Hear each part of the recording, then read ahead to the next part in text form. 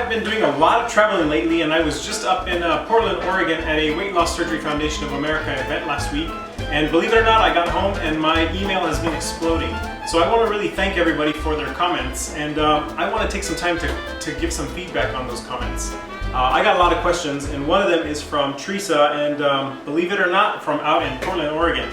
And Teresa asks, how can I control the portion sizes for my family at our dinner table?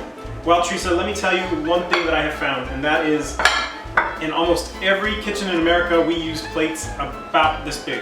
Wouldn't you say? Yeah. And first thing you gotta do is toss those plates in the garbage can. You really should be eating on plates that are about this big. A normal plate is 10 inches, this is about 6 inches, and it will really help to control the amount of food that you put on your plate, not only yourself, but for your family.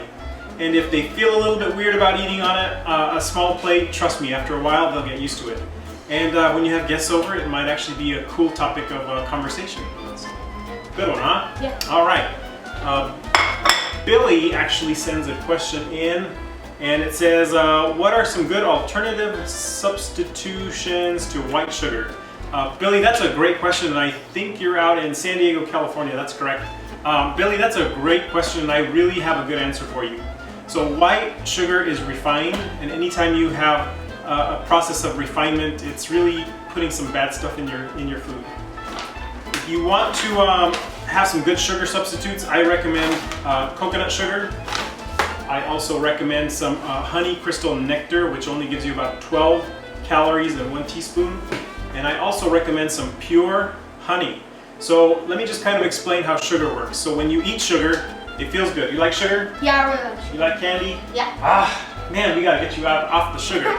So when you eat sugar, your glycemic levels spike up and you get this really nice high. The problem is about an hour later you're gonna crash and then you're gonna want more sugar. And so when you eat honey, when you eat coconut sugar, your glycemic levels go up very slowly and they come down very slowly so you don't crave more sugar. So hope that answers your question, Billy. Who's the next person that wrote me? The next person is Peter from New York. Peter from New York. Peter from New York wants to know how about snacks on the go? Well, I hate to be the bearer of bad news, Peter, but really, fruits, vegetables, anything that you can take on the go.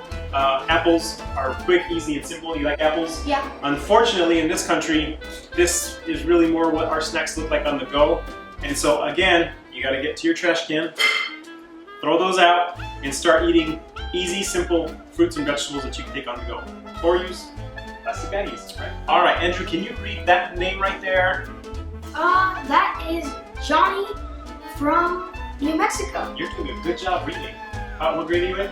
I'm in 4th grade. 4th grade. Well, you're doing a good job there in Fulton Ranch. What is his name again? Johnny. Johnny from New Mexico wants to know, what are the best kind of snacks for kids? Johnny, I have to tell you, the best kind of snacks for kids are those that you can grab very quick, very easy, and things that kids will really like. My nephew Andrew here, the best way that they got him to eat snacks when he was a kid was they introduced him to broccoli at a very early age. They introduced him to mushrooms at a very early age. And what they used to tell him is they used to say, hey, you gotta pretend you're the dinosaur and you're gonna eat the broccoli or you're gonna eat the trees. And do you remember that? Yeah. Wasn't that a great way to get you to eat broccoli? Now you love it, right? Yeah, I love it. So Cauliflower. make it fun, make it easy, make it simple, and it also helps if you never introduce them to the things that you don't want them to have. If you never introduce your kids to soda, they don't know what they're missing if they don't have it. And we have one last question, and who's that from? Read that. That's from. Can you read it? Lindsay? Oh. That's how you say it. Yep. Do you know where she's from? Maine? Maine. Very good. Lindsay from Maine. So Lindsay from Maine wants to know, why is processed food bad? Well, Lindsay, let me explain this. So when your food is processed, I'm trying to think of a really good example. How about chicken nuggets? Chicken nuggets are processed and they go through a very long process where there's very, very, very bad stuff put into that food, like preservatives. So preservatives are not a really good thing for us to eat. And so the longer food is processed, or the longer it can sit on a shelf, the more processed it is. So that's when they inject hormones, that's when they inject preservatives. The only reason why your fruit still looks good after a month is because it's packed with preservatives. So if you go to your kitchen and you see your bread after a couple of days that is getting moldy, you don't like mold, I don't like mold, but if it's getting moldy after a couple of days, that means that it's pretty fresh. If your vegetables and fruits go bad pretty quickly, that means that it's very fresh. So you really want to try and take some good trips to the grocery store very often. Get just small portion amounts of things that you need to use.